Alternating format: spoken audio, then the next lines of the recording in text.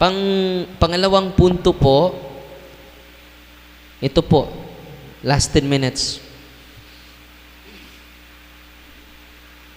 Itong the wounds of ignorance, di ba? May 7 bullets of the wounds of ignorance. Una, i-summarize ko lang para makasunod kayo. Ignorance is the wound of original sin. Kaya nga, maraming ignorance natin eh. It is the consequence of the original sin. Second, our sin deepens our ignorance. Lumalim yung ating pagka-ignorant because of our sinfulness. Pangalawa, sin begins in perception and memory. Kailan nagsimula ang kasalanan? Sa ating perception. Pang-apat na bullets of wounds of ignorance. The will forces the intellect into error. Maliban na na-influence na yung ating isipan, ang ating will force the intellect to justify our sinfulness. Yung kasalanan natin i-justify. Nangabit ko, tungod kay nangabit, manggod akong bana. Nanimaw sa ako, Father. No. Nagukod-gukod na po siya sa ako aron. Nanimaw sa ako, justifying our sinfulness.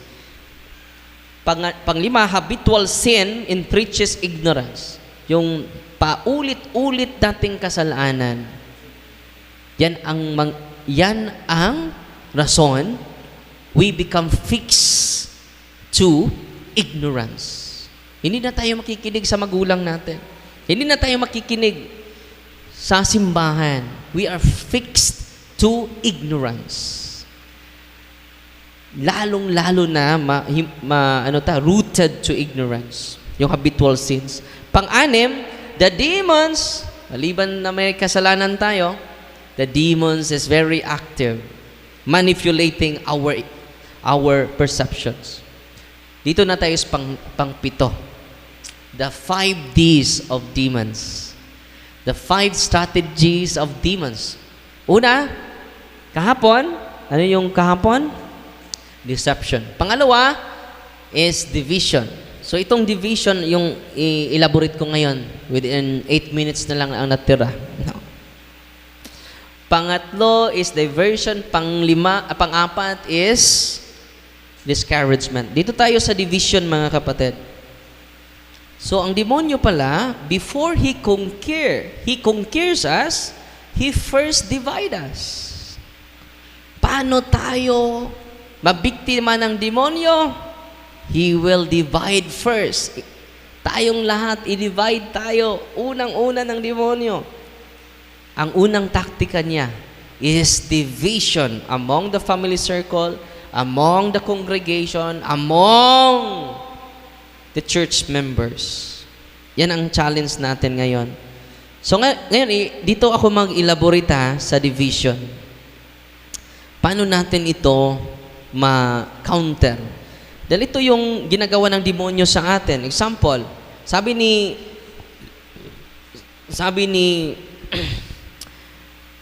Saint Cyprian, false perception, related siya sa first part sa strategy ng demonyo, deception.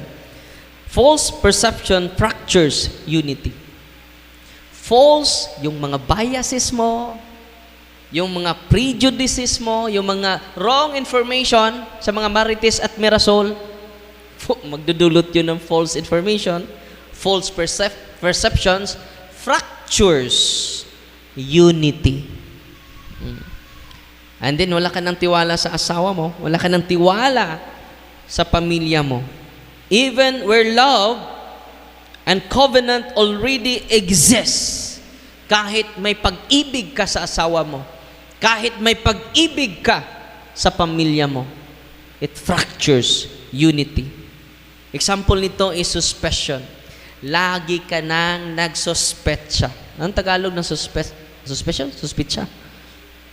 Sa Bisaya na, duda, no? Ano yung suspicion? Assumes guilt kahit wala pa kang pruweba. Assume guilt. Ina-assume mo na yung asawa mo guilty. Yung katabi mo guilty ito. Assume guilt. Pero yung pag-ibig pala, kung suspicion versus love, kung ang pag-ibig pa lang maghari sa atin, yung pag-ibig seeks understanding. Please don't add your suspicion. Dahil magulo yung buhay mo, magulo yung mundo, dinagdagan mo pa. Ano yung suspicion? Looks from below. From below, from the lower faculty of the soul. You will decide based on your emotion, based on your impulses. Galit ako ngayon! Galit na galit ako! Guilty kayo. Appeal po na yung nagwali. But love looks in the light of reason. Ano ba yung tama? Ano ba yung wasto? Ano, yun ang gagawin ko. Suspicion leads division, while charity leads unity. Suspicion feeds conflict. Nagagalit ka sa asawa mo. So, i-accumulate mo yung galit mo sa mga nangyari sa mga kahapon. Daan pa ko. Nandiyo ko'y salig ni mo. Kinsa man tong imong kastorya ganina? Ha? Kinsa ko itong katawag ni mo sa telepono. Kinsa! Feeds conflict. Suspicion feeds conflict, but charity protects communion. Yeah? God opposes division. Ano na tayo kapag yung division dudubli na sa ating pamilya, delikado na po yun. Unity is the work of God. What has joined together, let no one separate. Division is not neutral. It resists God's will. No? So, ngayon, yan ang strategy ng demonyo. Nag-aagaw kayo sa lupa ninyo. Hanggang ngayon, wala pa kayong unity. Discord is contrary to the Spirit. The works of the flesh are obvious. Enmity, jealousy, anger, dissension, and factions. All about division. So this is the method of Satan, division. Lies distort perception. Distortion breeds division. Saan magsimula? Sa kasinungalingan natin. Yung kasinungalingan natin breeds division. So anong i-promote natin? Love chooses benevolent interpretation, not suspicion. So kailangan natin we seek for the truth. Not yung base sa assume guilt natin. Ano pa? The devil divides what God has joined. Sa pamilya po ito. God creates unity. The enemy exploits misunderstanding. Division is never from God. Where unity breaks, deception has entered. Kailan papasok yung division sa atin? When we increase misunderstanding. We receive misinformation. Di ba? Ang gulo. Anong intention niya? To breed division in our midst. Wherever charity is wounded, truth itself is obscured. Division clouds judgment. One's love is weakened, suspicion reigns. Healing truth requires restored charity. So, yung pag-ibig natin ay ma-wounded na, masusugatan na. Because suspicion ang nanaig. Suspect siya, pagdududa ang nanaig. So ngayon, anong gagawin natin? Ito po yung pattern, panghuli na po ito. Ito yung spiritual pattern of division. Words and action are misread. Na misinterpret ka. Ito po yung pattern sa division. Ma-misinterpret mo yung asawa mo, ma-misinterpret mo yung kapatid mo, ma-misinterpret mo yung kapitbahay mo, yan ang simula. Yan ang spiritual pattern of division. Pangalawa, Intention are assumed, not clarified. Ano? Intention is assumed. Or assume. Hindi mo nilinaw. Ano yung intention ng asawa mo? Hindi mo nilinaw. Nung ginawa niya, ano yung intention niya? Ang ganda pala ng intention. Pero you are not clarifying the intention of the other side.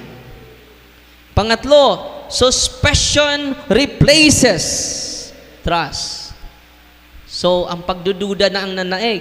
Instead, ang pananalig. Trust. Pang-apat, anger replaces dialogue. Galit na ako! Hindi na ako makikinig! Ay, makarelate kayo? Panglima at panghuli, unity collapses into conflict. The root is not always malice. Often it is false perception. Kailan nagsimula? Ano ang root cause sa division? False perception. False interpretation. False information. So anong gawin natin? Ito yung panghuli. The church urges clarification before accusation. Anong gawin natin? I-clarify muna natin kung totoo ba ang lahat ng narinig natin. Hindi ba yon assume guilt? Hindi ba yan bunga sa illusion ko lang? O bunga sa biases ko lang? Di ba? Pangalawa, charity before judgment. Kailangan mag-judge tayo simula sa pag-ibig. Hindi galing sa galit. Yung ating decision galing lahat sa pag-ibig. Kung galing sa galit yan, it will lead us to division. Pang-apat na gawin natin, listening before reacting. Uy. Ilan yung bibig natin? Isa. Ilan yung tainga natin? Dalawa. Meaning, talk less, listen more. Pang-apat at panghuli, forgiveness before resentment. Kailangan, let us look each other with the eyes of mercy, not with the eyes of judgment. At by doing this, mga kapatid, unresolved conflict becomes an entry point for division. Division begins not with hatred, but with misunderstanding, believe as truth, false perception. And then magbubunga yun ng hatred. Yung hatred mo, consequence lang yon sa misinformation, misunderstanding, and false perception. Amen? So wala pala tayong open bukas next week. Ang diversion naman at ang discouragement ang i-highlight natin sa ongoing catechism natin base sa aklat ni Father Chad Ripperger. Amen? Exciting ba kayo sa ating Bible study online? Spiritual, in spiritual catechism in relation to warfare. So sana po ay may natutunan kayo sa wisdom ng ating simbahan. So, magtayo tayo lahat. Let us pray.